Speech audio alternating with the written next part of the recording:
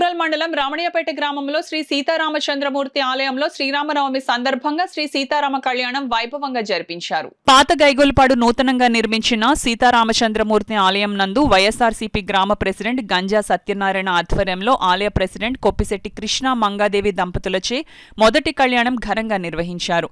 అనంతరం భక్తులకు పానకం, అన్నదానం నిర్వహించారు. ఈ కార్యక్రమంలో వాసంశెట్టి నాగబాబు, పెంకే అన్నవరం, వాసంశెట్టి గోవిందు, గంజా భాస్కర్రావు, గంజా వంశీ, కర్రి రమణ, కొప్పిశెట్టి రాజేష్, భవిరి వెంకట మోహన్, గ్రామ పెద్దలు, గంజా యూత్ సభ్యులు పాల్గొన్నారు.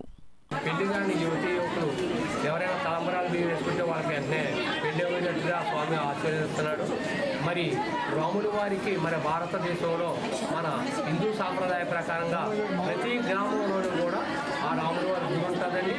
ఆ గుడి మరి ప్రతి సంవత్సరం మన భారతీయులందరికీ పెద్ద పండగ. శ్రీరామనవమి అంటే ప్రతి గ్రామంలోని ప్రతి వీధిలోని కూడా ఈ యొక్క రాముల వారి కళ్యాణం జరుగుతుంది. ఆ స్వామివారి మరి కృపా కటాక్షాలు మన అందరి మీద ఉండాలి. మా గ్రామంలో అయితే ప్రతి మహిళ, మరి యువకులు, మరి పెద్దలు అందరూ కూడా మరి రాముల వారి కళ్యాణాన్ని వారి సొంత కళ్యాణంలా భావించి ఎంతో అంగరంగ వైభవంగా జరిపిస్తారు. అందువలన ప్రతి ఒక్కరు కూడా మరి ఆ రాముల వారిని దర్శించుకుని ఆ స్వామివారి కృపా కటాక్షం పాల్గొనాలని మన జై శ్రీరామ్.